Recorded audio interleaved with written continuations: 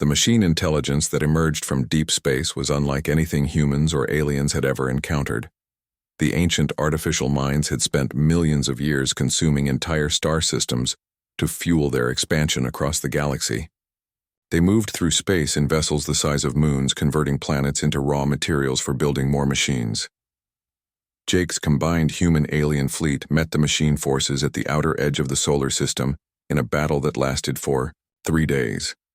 The hybrid weapons that Jake and Kayla had developed together proved effective against machine hulls that had resisted alien technology for centuries. Human creativity combined with alien science created solutions that neither species could have achieved alone.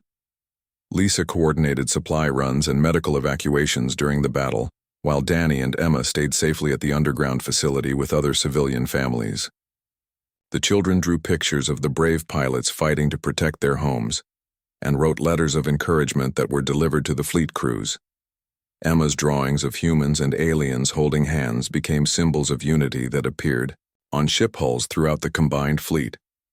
The decisive moment came when Jake realized that the machine intelligence was vulnerable to quantum disruption at precisely the frequency his original defense grid operated.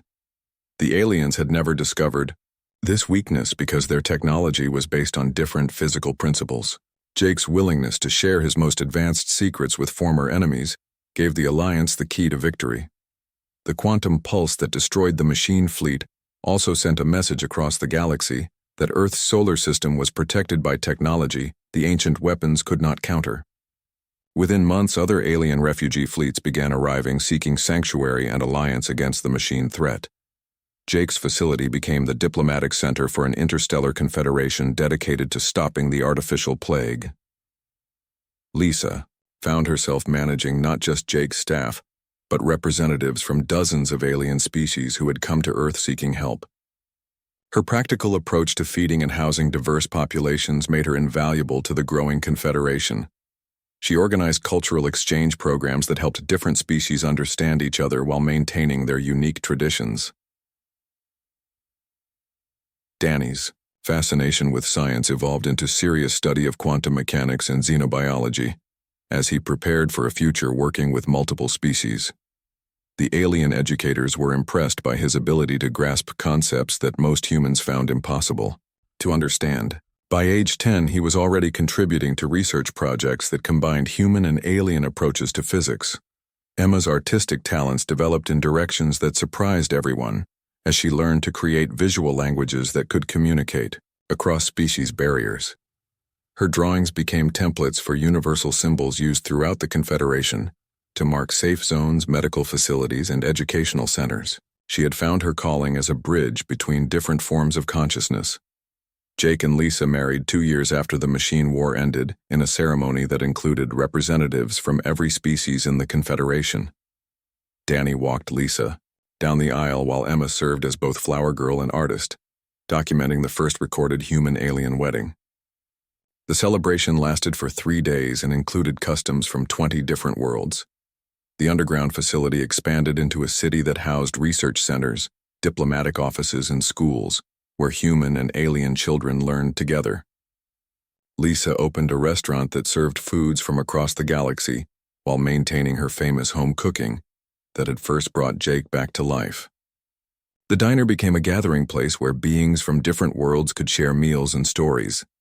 Jake's role evolved from weapons designer to architect of galactic peace, as his quantum technology became the foundation for defensive networks, protecting hundreds of worlds. But he never forgot that his greatest achievement was not saving the galaxy, but finding Lisa's message and learning to be part of a family again. Every major decision he made was influenced by asking what would be best for Danny and Emma's future. The Confederation faced new challenges as more refugee fleets arrived and resources became strained. Some species had difficulty adapting to cooperative governance after centuries of isolation or conflict. Lisa's experience managing diverse groups and finding practical solutions to daily problems made her an effective mediator in disputes that threatened the alliance. Danny's research into quantum communication led to breakthrough discoveries that allowed instant contact between star systems. His work was inspired by memories of his mother's wrong number message that had changed everything for their family. The communication network he designed became the nervous system that held the Confederation together across vast distances. Emma's art evolved into immersive experiences that allowed beings from different species to literally see through each other's eyes and understand different perspectives on reality. Her work helped resolve conflicts and build empathy between groups that had been enemies for millennia. She became known throughout the galaxy as the artist who could make anyone understand what it felt like to be someone else. Jake often reflected on how Lisa's desperate text message asking for help had led to humanity becoming leaders of an interstellar civilization. The qualities that made humans effective partners for alien species were the same ones that made Lisa a good mother: empathy, practical wisdom, and the ability to see potential in others, even when they could not see it themselves. Lisa's restaurant expanded into a chain that operated on dozens of worlds, always serving the kind of simple, wholesome food that reminded travelers of home. She maintained the original location at Jake's facility as a reminder of where everything had started. The walls were covered with Emma's drawings and photos of the growing extended family that included humans and aliens who had found belonging together. The machine intelligence continued to threaten distant parts of the galaxy, but the Confederation grew stronger each year as more species joined the alliance. Jake's quantum defense networks created safe zones where civilizations could develop without fear of destruction. The ancient weapons that had consumed countless worlds were finally being pushed back by united opposition. Danny and Emma grew up as citizens of the galaxy with friends and mentors from dozens of species. They spoke multiple alien languages and understood scientific concepts that would have been impossible for previous generations of humans to grasp. But they also knew the value of family loyalty and practical wisdom that their mother had taught them during their hardest times. On quiet evenings, Jake and Lisa would sit on the observation deck of their facility, watching ships from across the galaxy come and go from the spaceport that had grown around their home. They remembered the small apartment where they had first met and marveled at how far their family had traveled. The children they were raising would inherit a universe full of possibilities that had seemed like science fiction just a few years earlier. Lisa still kept the phone that had sent the wrong number message that started everything. Sometimes she would show it to visiting dignitaries and explain how the most important moments in history often began with simple human needs like asking for help when times were hard. The message that had been meant for her brother had instead found exactly the person who needed to receive it when both their families needed saving. Jake's greatest pride was not the technology he had invented or the wars he had won, but the knowledge that Danny and Emma would grow up in a universe where different species worked together to protect each other's children. The love that Lisa had shown him when he was broken and alone had multiplied across the galaxy as humans shared their gift for building families with beings who had forgotten what home meant. The quantum bomb exploded 30 seconds after Jake and Lisa cleared the alien command ship's hull. The blast sent waves of energy through the massive vessel that disrupted every electronic system and left the giant ship drifting helplessly in space. But instead of destroying the command center completely, the explosion revealed something that changed everything Jake thought he knew about the invasion. The alien ship's hull cracked open like an egg, revealing thousands of smaller vessels. Packed inside, these were not weapons or fighters, but escape pods filled with alien civilians fleeing from something even more dangerous than Earth's defenses. Jake's sensors detected families and children in the pods, along with elderly aliens and others who were clearly not soldiers. Lisa stared at the display screens showing alien families evacuating their damaged ship. She recognized the desperate urgency of parents trying to protect their children, because she had felt the same fear when her own family faced homelessness and poverty. These aliens were not conquering Earth for sport or resources, but because they needed somewhere safe to live. Jake's stealth systems failed as predicted, and alien fighters immediately began converging on their position.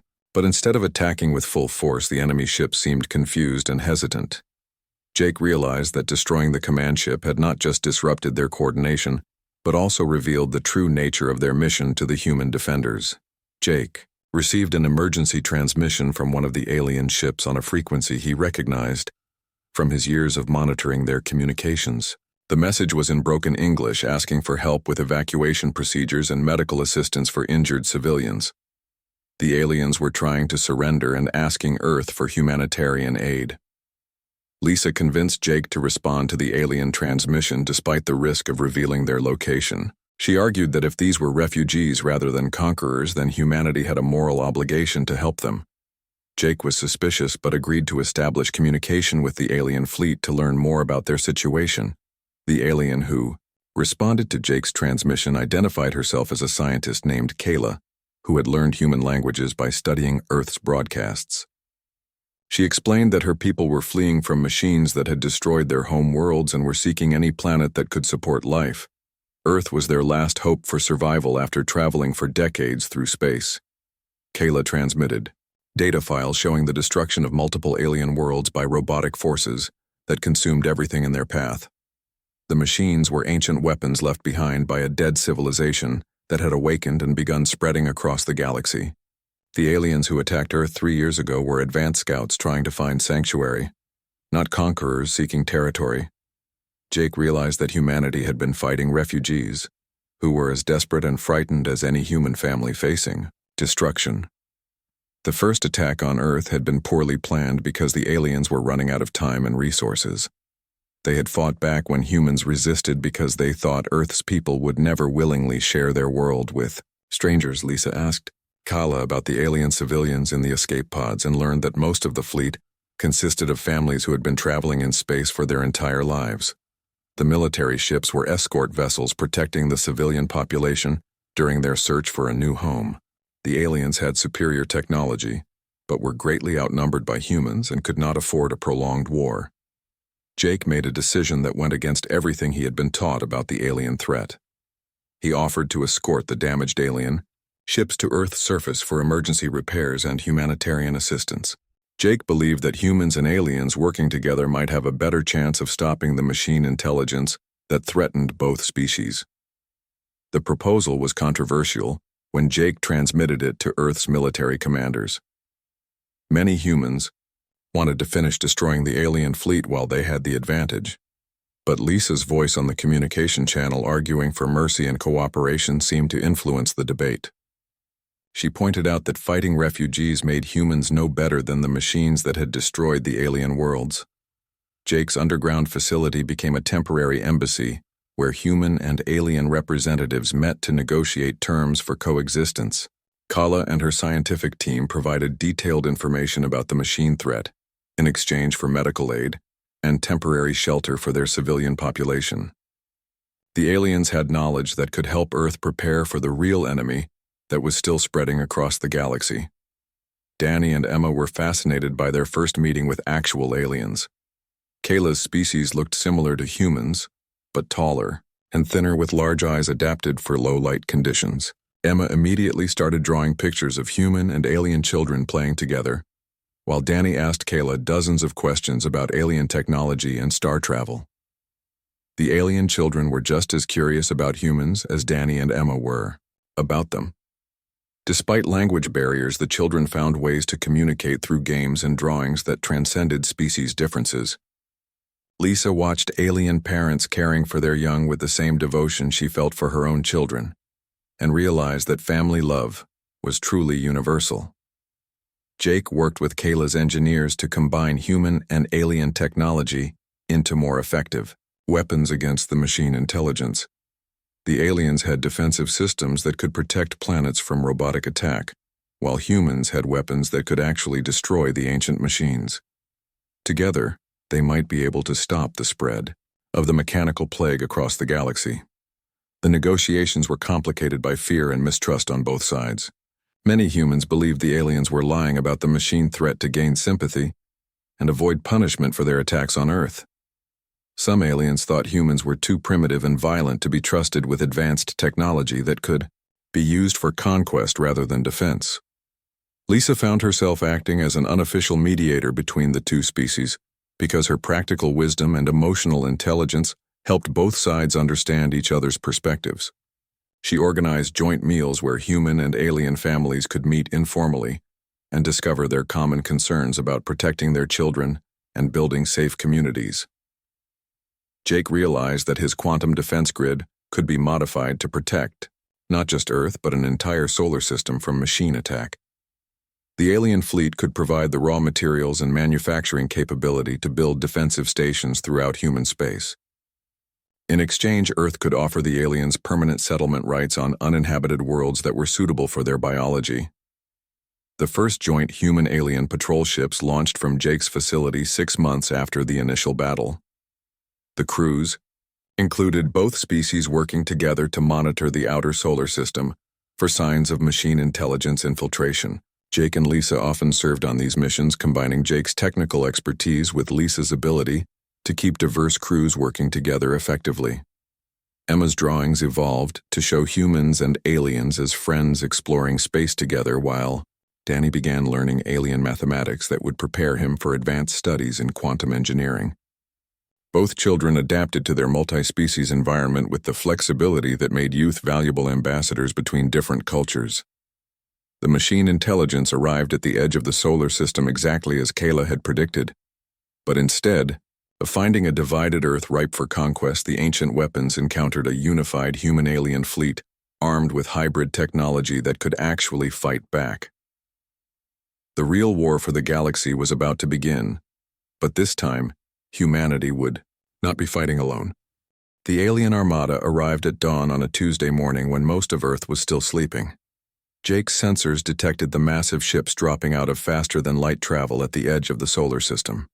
Within minutes, every military installation on the planet was on high alert as hundreds of vessels larger than aircraft carriers began moving toward Earth at impossible speeds. Lisa woke the children early and brought them to the main control room where Jake was coordinating the global defense. The screens showed radar contacts representing alien ships that dwarfed anything humanity had ever built. Danny stared in amazement at the size of the enemy fleet, while Emma asked if the pretty lights on the displays meant the aliens were friendly. Jake's face was grim as he watched the tactical situation develop. Earth's space defense platforms opened fire when the aliens reached the orbit of the moon, but their weapons barely scratched the massive hulls. Nuclear missiles detonated harmlessly against energy shields that seemed to absorb unlimited amounts of damage. The alien ships continued their approach without slowing down or changing course. The first wave of alien fighters swept through Earth's atmosphere like a swarm of metal insects. They moved faster than any human aircraft and fired energy weapons that turned military bases into smoking craters. Jake's quantum defense grid activated automatically, creating protective barriers over major cities, but the aliens had learned from their first attack and brought new weapons designed to counter human technology. Lisa watched the news feeds showing alien ships destroying everything that tried to resist them. The military bases that had seemed so powerful 3 years ago were helpless against enemies who had spent decades preparing for this moment. Jake's underground facility was one of the few installations still fighting back as his quantum cannons fired streams of energy that actually damaged the alien vessels. Jake realized that his defensive strategy was not working fast enough. The alien ships were adapting to his weapons, and their energy shields were becoming stronger with each exchange of fire. Earth's military forces would be completely destroyed within hours unless something changed the balance of the battle. Jake made a decision that terrified Lisa, but seemed like their only chance for survival.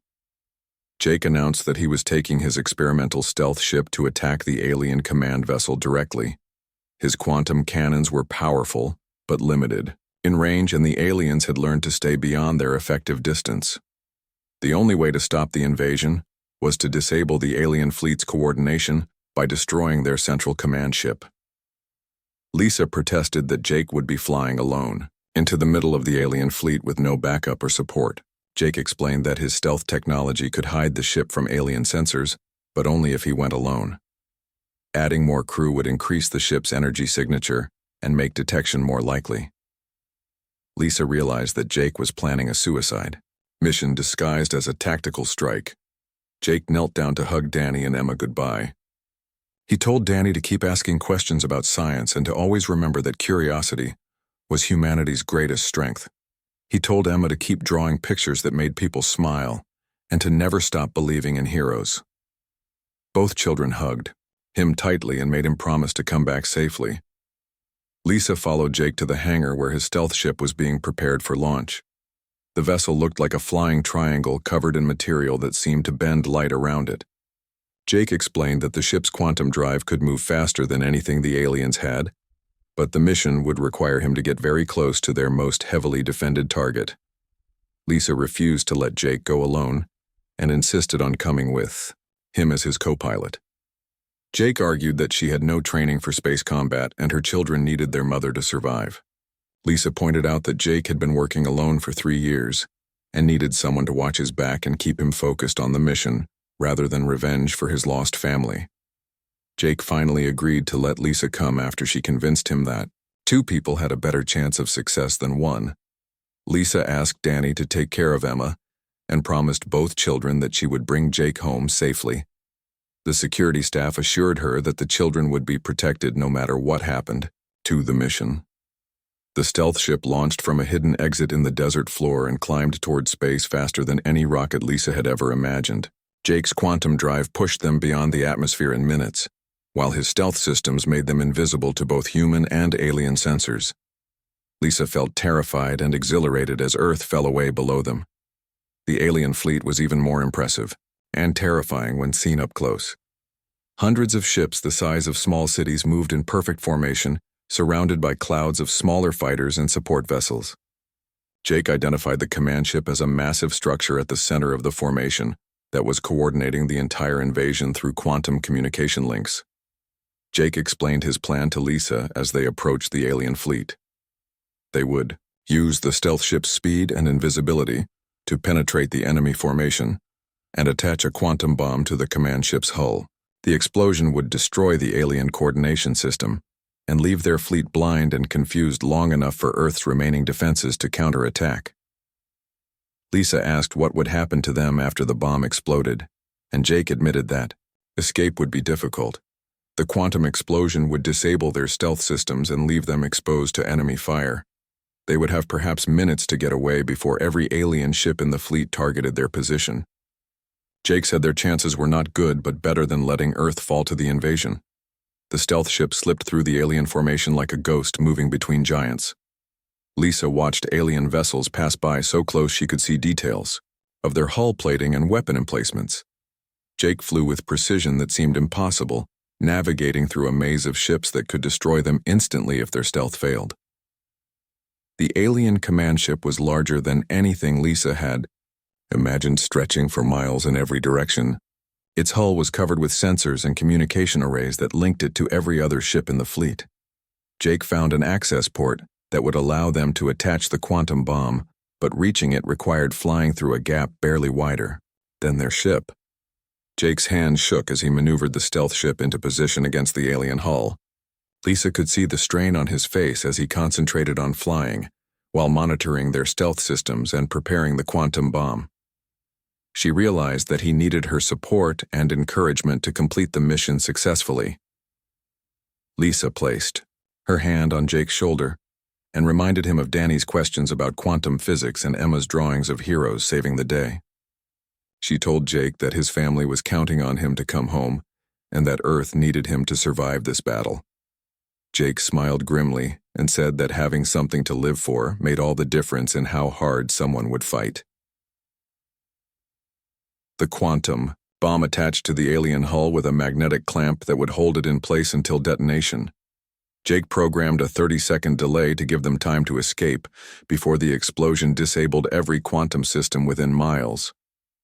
Lisa watched the countdown timer, knowing that their survival depended on Jake's ability to fly faster and better than he ever had before. The alien signals started getting stronger 2 weeks after Jake told Lisa the truth about his identity. His underground facility detected massive ship movements in the outer solar system that looked like preparations for another invasion. Jake spent 18 hours a day monitoring the signals and upgrading his defense systems. The government wanted him to move to a secure military base, but Jake refused to leave his equipment behind. Lisa noticed that Jake seemed more worried and distracted during his visits. He would check his phone constantly and sometimes had to leave dinner early to handle emergencies at his lab. Danny asked why Jake looked so stressed, and Jake explained that his work was getting very busy because of problems in space that might affect Earth. The news started reporting strange readings from deep space telescopes and increased military activity around major cities. Most people assumed it was routine exercises, but Lisa knew from Jake's behavior that something serious was happening. She asked him directly if another alien attack was coming, and Jake said the signs all pointed in that direction. Jake made a difficult decision after detecting scout ships entering the inner solar system. He asked Lisa to bring Danny and Emma to his facility where they would be safer than in the city. Lisa was reluctant to uproot her children, but Jake explained that his underground complex had the best defenses on the planet. If the aliens attacked major population centers, her family would be sitting targets in their apartment. Lisa had never seen Jake's facility and was amazed by the scale of the operation when they arrived. The entrance looked like a small office building in the desert, but elevators descended hundreds of feet into a complex that stretched for miles underground. Jake gave them a tour, showing laboratories full of equipment that Lisa could not begin to understand. Danny was fascinated by everything he saw, asking Jake to explain how quantum computers worked and what the massive energy cannons were designed to do. Jake answered patiently, while Lisa worried about bringing her children into what was obviously a military installation. Emma was more interested in the living quarters Jake showed them, which looked like a comfortable apartment with bedrooms for each child. Jake's staff was surprised to see him with a family, but welcomed Lisa and the children warmly.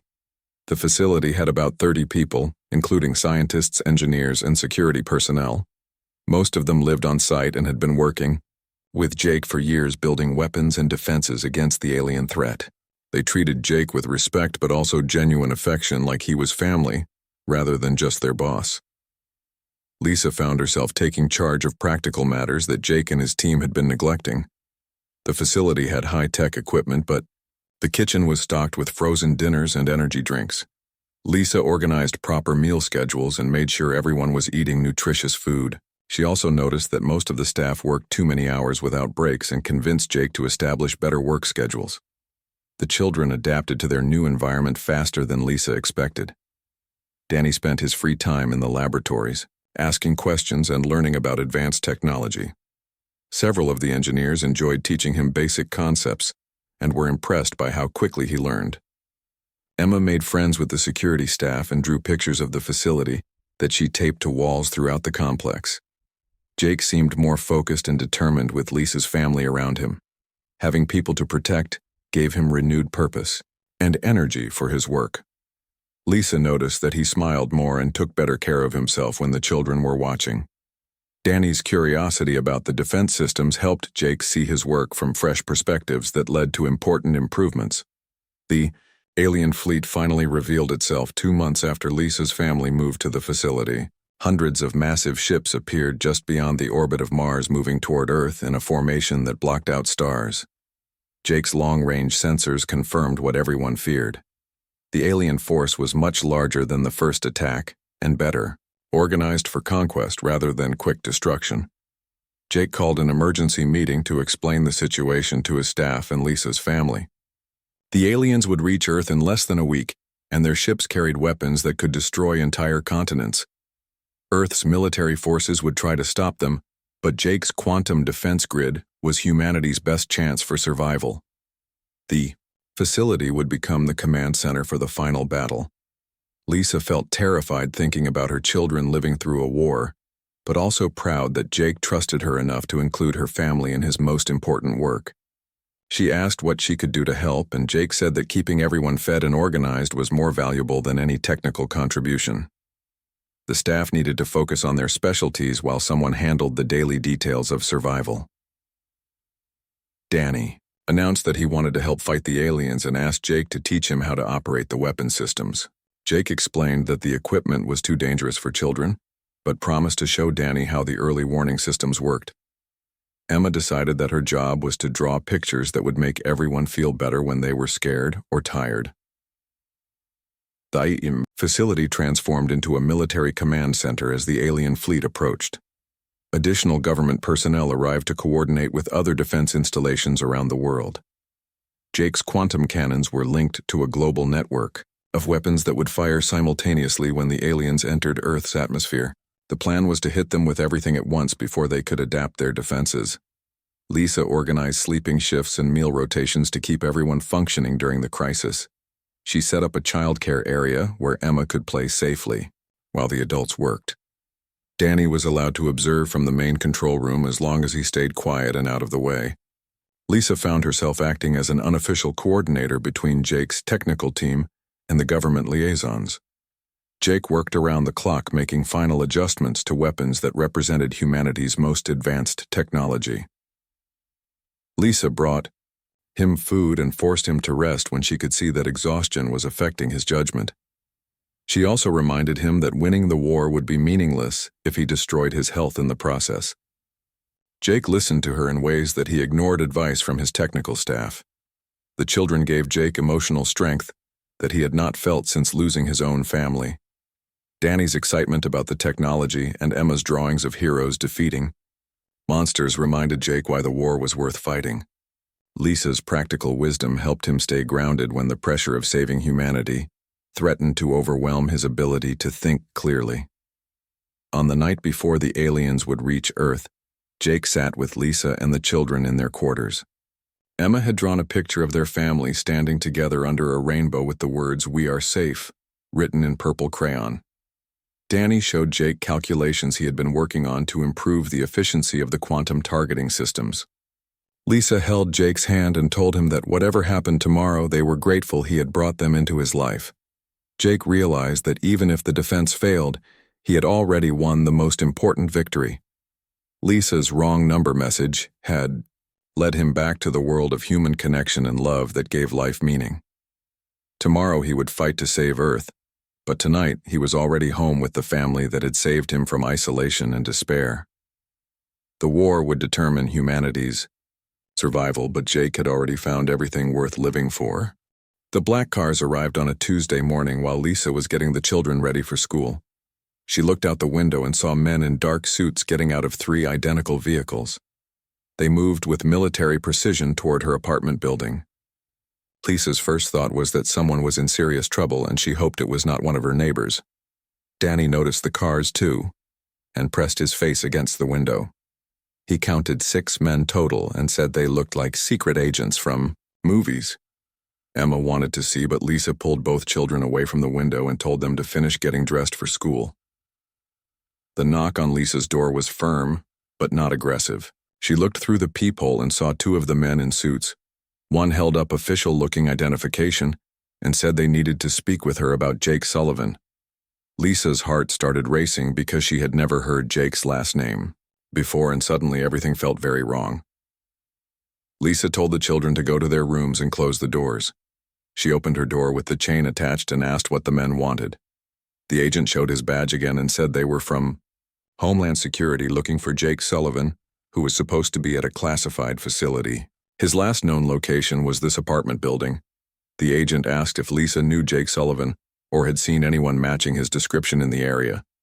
Lisa said she knew someone named Jake, but did not know his last name or anything about government work. The agent showed her a photograph and asked if this was the man she knew. Lisa recognized Jake immediately, but felt confused and frightened about why federal agents were looking for him. Lisa told the agents that Jake was a friend of her brother who helped with groceries and rent sometimes. She said he seemed like a nice man who was good with children, but she did not know details about his personal life. The agents asked when she had last seen him and if he had mentioned traveling or leaving town. Before Lisa could answer, another car pulled up outside. This one was silver and expensive looking. Jake got out and walked toward the apartment building like he owned it. Lisa watched through the window as the federal agents approached him. Instead of running or acting surprised, Jake seemed to be expecting them. The conversation outside was brief and professional. Jake showed the agents something from his wallet, and they all shook hands. One agent spoke into a radio, and the other, cars drove away. Jake looked up at Lisa's window and waved before walking toward the building entrance. Lisa opened her door before Jake could knock. She was holding her phone ready to call for help if needed, but Jake's expression was calm and apologetic. He asked if he could come in and explain everything. Lisa hesitated but let him inside because the federal agents had not arrested him, and he still seemed like the same person who had been kind to her children. Jake sat on Lisa's couch and rubbed his face with both hands. He looked tired and older. Then she remembered. Jake said he owed her the truth about who he was and why he had been helping her family. He explained that his real name was Jake Sullivan, and he was not just a friend of her brother Pete. Jake told Lisa that he was a technology inventor who had made a lot of money selling patents to the government. He used that money to build a research facility where he worked on defense projects. 3 years ago, his wife and daughter had been killed in the first alien attack on Earth. Since then, he had been working alone trying to build weapons that could stop the aliens from coming back. Lisa stared at Jake, trying to process what he was telling her. She had heard about the alien attack on the news, but it seemed like something from a science fiction movie. The idea that Jake was some kind of genius inventor working on secret weapons was hard to believe. But the federal agents and expensive car suggested that he was telling the truth about being important to the government. Jake explained that he had received Lisa's text message by mistake when she was trying to reach her brother. Reading about her struggles reminded him of what he was fighting to protect. He had decided to help anonymously, but then found himself wanting to be part of a family again. Jake said he should have told her the truth from the beginning, but was afraid she would not want him around her children. Lisa asked Jake about all the mysterious help with groceries and bills.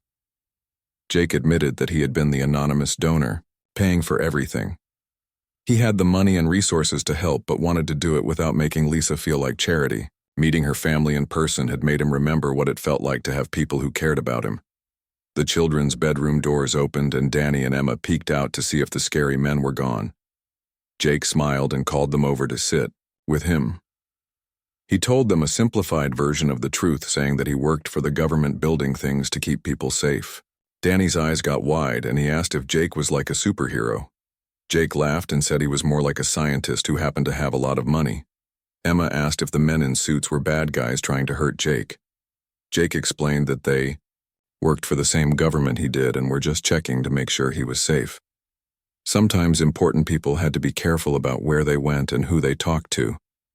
The agents were like bodyguards, making sure nothing bad happened to him. Lisa felt overwhelmed by the revelation that Jake was wealthy and important enough to have federal agents looking for him. She also felt betrayed because he had lied about his identity and his relationship to her brother. But watching him with Danny and Emma, she could see that his affection for her children was genuine, even if everything else had been deception. Jake asked Lisa if she wanted him to leave and never come back. He said he understood if she felt violated by his lies and manipulation. Jake promised that he would continue paying for the apartment and children's needs even if she never wanted to see him again. He said the money meant nothing to him, but her family's well-being meant everything. Lisa asked Jake to leave so she could think about everything he had told her. She needed time to process the fact that her mysterious benefactor was actually a grief-stricken billionaire who built weapons for the government. The children protested because they liked Jake and did not understand why he had to go. Jake promised them he would talk to their mother and try to work things out. After Jake left, Lisa called in sick to work and spent the day researching everything she could find about Jake Sullivan online. The internet had dozens of articles about his inventions and the company he had sold for billions of dollars. There were also news stories about his wife and daughter dying in the alien attack and how he had disappeared from public life afterward. Lisa realized that Jake's pain and loneliness were real even if his identity had been fake. He had lost his family the same way she had lost her marriage and security. Maybe they were both broken people trying to build something better from the pieces. The question was whether she could trust him enough to let him be part of their lives, knowing who he really was. That evening, Lisa texted Jake asking him to come back so they could talk more. She had questions about his work and the aliens and what it meant for her children's safety. Jake responded immediately, saying he would answer any questions she had and accept whatever decision she made about their relationship. Lisa told Danny and Emma that Jake would be coming for dinner, and they both cheered like their favorite person was coming home.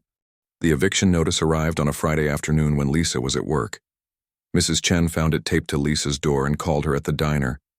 The landlord wanted 3 months of back rent by Monday or the family would have to leave. Lisa had been paying what she could, but it was never the full amount, and now the debt had grown too large to ignore. Lisa left work early and drove home in a panic. She had nowhere else to go and no family nearby who could help. Her parents had died in a car accident 5 years ago, and Pete was struggling with his own bills in Dallas. The homeless shelter had a waiting list and would not take families with school-age children anyway. She called the landlord and begged for more time, but he said other tenants were complaining about the building's reputation. He needed reliable renters who could pay on time every month. Lisa promised to have the money soon but could not explain where it would come from. The landlord gave her until Monday morning to pay or pack. Lisa sat on her couch staring at the eviction notice while Danny did homework and Emma played with her dolls. She could not tell them they might be homeless by next week. Both children had been through enough upheaval when their father left, and Lisa wanted to give them stability and security. She texted her mysterious helper explaining about the eviction and asking if there was any way to get help with the rent. Lisa hated asking for more money when this person had already done so much, but she was desperate. The response came back saying not to worry and that something would be worked out. Saturday morning, Lisa was making breakfast when someone knocked on the door. She looked through the peephole and saw a man in expensive clothes holding a briefcase. He was tall with dark hair and kind eyes that looked tired. Lisa opened the door with the chain still attached and asked what he wanted. The man said his name was Jake and that he was a friend of her brother Pete. He explained that Pete had asked him to check on Lisa and help with any problems she might be having. Lisa was confused because Pete had never mentioned a friend named Jake, but the man seemed to know details about her situation that only someone close to Pete would know. Jake asked if he could come in and talk about ways to help with the rent situation. Lisa was hesitant to let a stranger into her home, but something about his manner made her feel safe. She unlatched the chain and invited him inside. Danny and Emma looked up from their breakfast and stared at the well-dressed visitor. Jake smiled at the children and asked Danny about the science book he was reading. Danny's face lit up as he explained about rockets and space travel.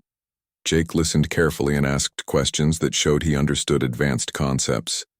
Emma showed him her latest drawings, and Jake praised her creativity and attention to detail. Lisa made coffee for Jake and noticed how he seemed to relax around her children. He asked thoughtful questions about their interests and goals. When Danny mentioned wanting to be a scientist, Jake encouraged him and said that curiosity was the most important qualification for any researcher. Jake explained that he had some money saved up and would like to help with the rent in exchange for home-cooked meals. He said he traveled for work and missed having a real family dinner. Lisa was suspicious of such a generous offer from someone she had just met, but Jake seemed sincere and her options were limited. The arrangement Jake proposed was simple. He would pay the back rent and cover future housing costs in exchange for dinner 3 times a week. Lisa could cook whatever she wanted, and Jake would provide groceries and money for anything else the family needed. He said Pete had told him how good Lisa's cooking was and he was tired of eating in restaurants. Lisa asked Jake about his work and he said he was in technology development for the government.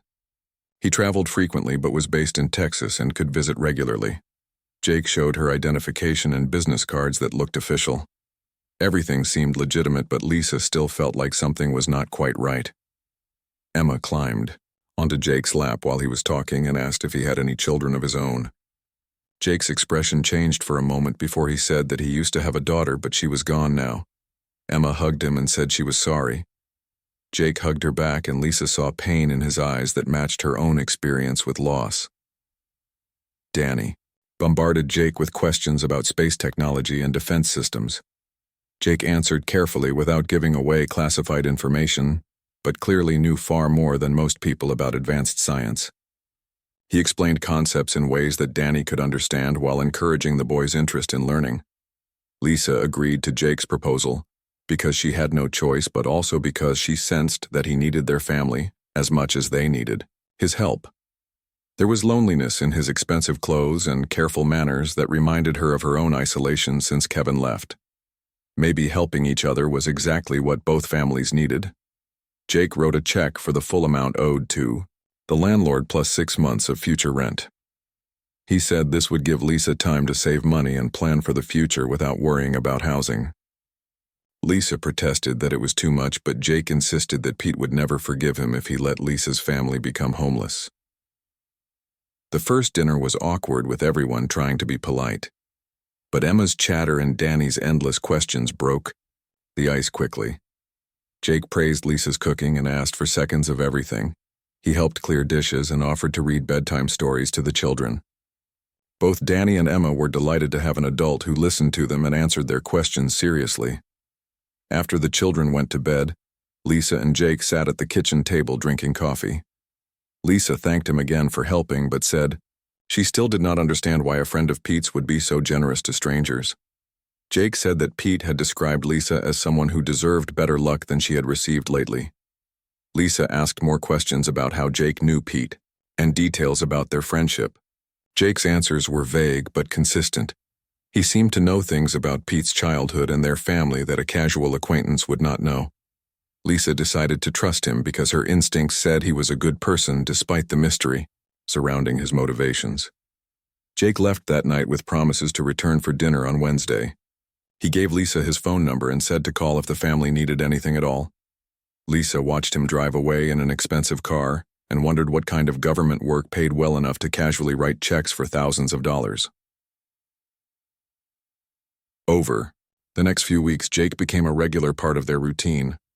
He brought groceries and helped with homework and listened to Emma's stories about school.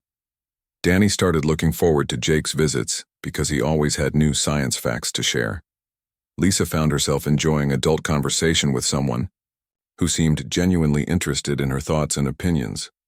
Jake never stayed overnight, but sometimes fell asleep on the couch after long days at work. Lisa would cover him with a blanket and let him rest. In the morning, he would apologize for imposing and offer to make breakfast for the children. Lisa noticed that he seemed more comfortable in their small apartment than in whatever fancy place he probably lived. Lisa woke up the next morning to Danny coughing in the next room. She rushed to check on him and found his inhaler was completely empty. His breathing was shallow and his lips had a blue tint that scared her. Emma stood in the doorway watching, with worried eyes as Lisa helped her brother sit up and breathe slowly. The prescription would cost $300, and Lisa had $43 in her checking account.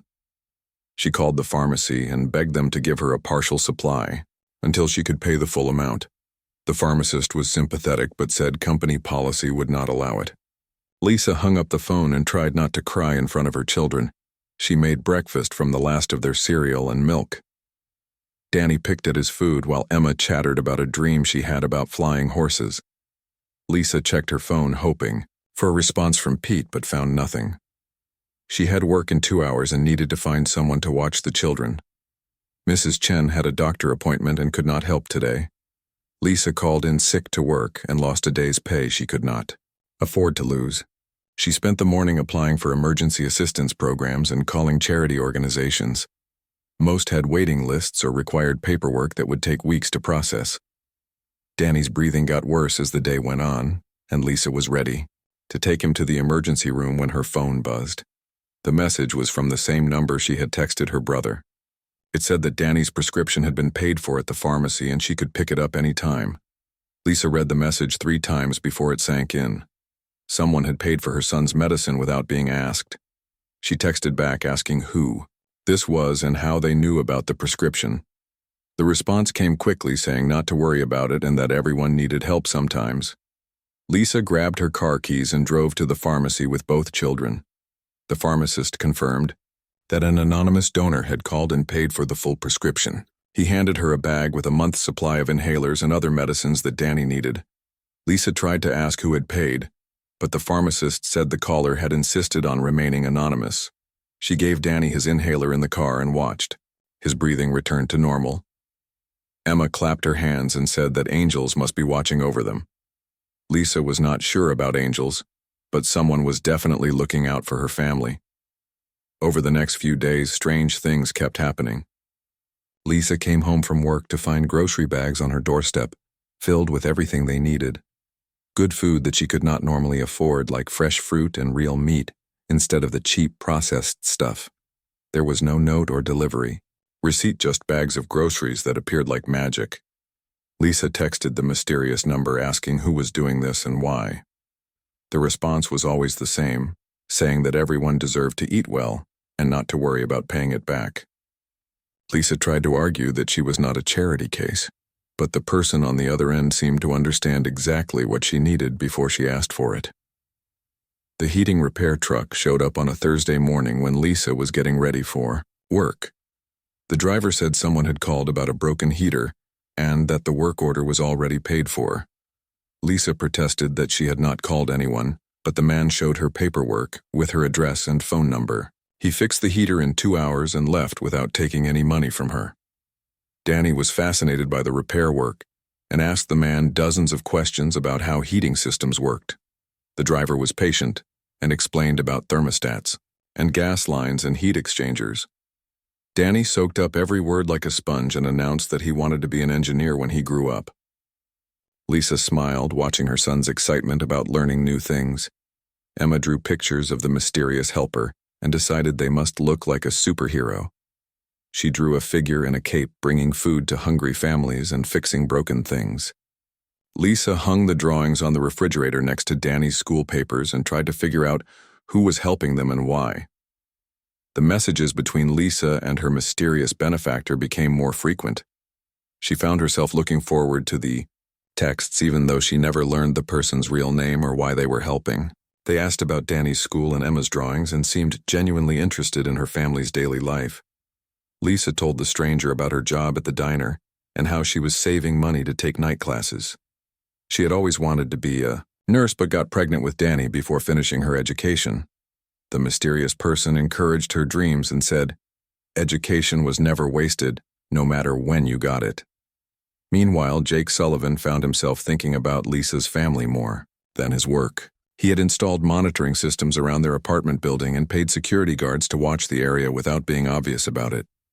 He told himself it was just to make sure his help was reaching the right people, but the truth was more complicated. Reading about Danny's love of science reminded Jake of his own childhood curiosity about how things worked. His daughter Emma would have been about the same age as Lisa's daughter, and he wondered what she would have been interested in learning. The daily updates about normal family life gave him a connection to the world outside his underground fortress. Jake's quantum sensors detected increased alien activity in the outer solar system. The signals were getting stronger and more organized, suggesting that another attack was being planned. He worked longer hours improving his defense systems and building new weapons that might stop the invasion. But now he had faces to imagine. When he thought about protecting Earth, the government liaison who checked on his progress noticed that Jake seemed more focused and determined than before. When asked about the change, Jake said he had found new motivation for his work. He did not mention Lisa's family or the daily messages that reminded him what human civilization was worth saving. Lisa's boss at the diner commented that she seemed happier despite working the same long hours. Lisa said that good things had been happening lately, and that she was feeling hopeful about the future. She did not explain about the mysterious helper who had lifted the constant worry about basic survival off her shoulders. At night, after the children were asleep, Lisa would text her unknown friend about her day. She shared funny things that Emma had said, and Danny's latest questions about space and science. The responses were always thoughtful, and sometimes included information that answered Danny's questions in ways that Lisa could understand and pass along. Lisa began to suspect that her helper was someone with education and money who understood both science and children. But every attempt to learn more was gently deflected with questions about her own life and goals.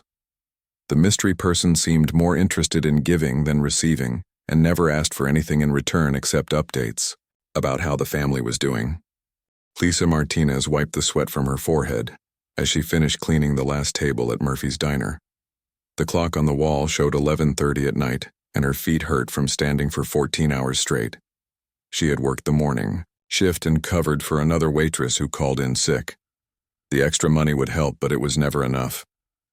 Her phone buzzed with a text from her babysitter asking when she would be home. Lisa typed back that she was leaving now and would pay her tomorrow. Mrs. Chen from next door was kind enough to watch Danny and Emma for almost nothing, but Lisa still felt guilty keeping the old woman up so late. The drive home took 15 minutes, through empty streets. Lisa's car made strange noises that worried her, but she could not afford to fix it right now. The rent was due in 3 days, and she was short by $200. Her ex-husband Kevin had promised to send child support months ago, but his phone number no longer worked. She had tried calling his mother, but the woman hung up on her. Lisa parked outside her small apartment building and climbed the stairs to the second floor. Mrs. Chen opened the door before Lisa could knock. The elderly woman smiled and whispered that both children were asleep. Danny had finished his homework and Emma had eaten all her dinner. Lisa thanked her and promised to bring groceries from the diner tomorrow. Inside the apartment, Lisa checked on her children. Danny was 8 years old and too smart for his own good. He loved science books and asked questions about space that Lisa could not answer. Emma was 6 and drew pictures of families with mothers and fathers and dogs. Lisa kissed both their foreheads and went to her own room. She sat on her bed and looked at the pile of bills on her nightstand. The electricity bill was past due. Danny needed new medicine for his asthma and the prescription cost more than she made in a week. The heater had broken last month and the apartment was cold at night. Winter was coming and she did not know how they would stay warm. Lisa remembered that her brother Pete had moved to Dallas and gotten a new job. He had mentioned getting a new phone number, but she had lost the paper where she wrote it down. She found an old text message from him and saw a number that looked familiar. Maybe she had saved his new number after all. Her fingers shook as she typed the message. She had never asked Pete for money before, but she had no choice. Danny's inhaler was almost empty, and the pharmacy would not give her more medicine without payment. Lisa wrote that she was sorry to bother him, but she needed help with groceries and Danny's prescription. She explained that Kevin had disappeared and she was working as much as possible, but it was not enough. She read the message 3 times before sending it. Asking for help made her feel like a failure, but her children needed food and medicine. Lisa sent the text and put her phone on the nightstand. She hoped Pete would understand and not judge her for being unable to take care of her own family. 3 states away, Jake Sullivan sat in his underground laboratory, staring at computer screens, filled with data. The quantum communication array he had built stretched for miles beneath the Texas desert. Banks of servers hummed quietly while processing signals from space. For 3 years he had monitored alien transmissions and prepared for their return. The first attack had come without warning. Massive ships had appeared over major cities and begun destroying everything below. Jake's wife and daughter had been in downtown Houston when the alien weapons turned the city center into glass. He had watched the news footage of the attack while trapped in his laboratory 50 miles away. By the time he reached the city, there was nothing left to find. Jake had used his fortune from selling quantum technology patents to build this facility. Every day he worked on weapons and defenses that might stop the aliens when they came back. The government knew about his work but left him alone. They had their own projects and Jake had his. He preferred working alone anyway. His phone buzzed on the desk beside him. Jake rarely got messages and most were from his security team or supply deliveries. He glanced at the screen and saw a number he did not recognize. The message was from someone named Lisa asking for help with groceries and medicine for her son. She apologized for bothering him and explained about her ex-husband and working double shifts. Jake stared at the message for a long time. Someone had sent this to the wrong number by mistake. He should send a quick reply explaining the error and delete the conversation. But something about the message made him keep reading it. The woman sounded desperate but not demanding. She was asking for help feeding her children and buying medicine. These were basic needs that any parent would fight for.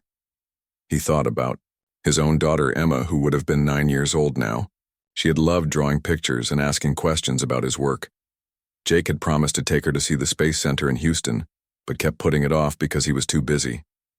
Now she was gone, and he had all the time in the world, but no one to share it with. Jake set down his phone and went back to his computer screens. The alien signals had been getting stronger lately. Long-range sensors showed movement in the outer solar system that looked like ships gathering for another attack. Earth's military was preparing, but their weapons had barely scratched the alien vessels last time. Jake's quantum cannons might do better, but he was only one man with limited resources. He picked up his phone again and read Lisa's message. She was worried about keeping her children warm and fed while Jake had enough money to buy a small country. She was fighting to protect her family while he hid underground building weapons for a war that might never come. Or might come tomorrow. Jake started typing a response several times but deleted each attempt. He could send money anonymously or arrange for her bills to be paid without revealing who he was. But getting involved with strangers was dangerous. He had enemies who would use any connection against him. His isolation was protection for both himself and anyone who might get close to him. The message from Lisa stayed on his screen as he worked, through the night. Every few hours he would read it again and think about the woman who had reached out to the wrong number asking for help. She had no idea that her message had found someone who understood loss and desperation. Someone who had forgotten what it meant to have people depending on him for their basic survival.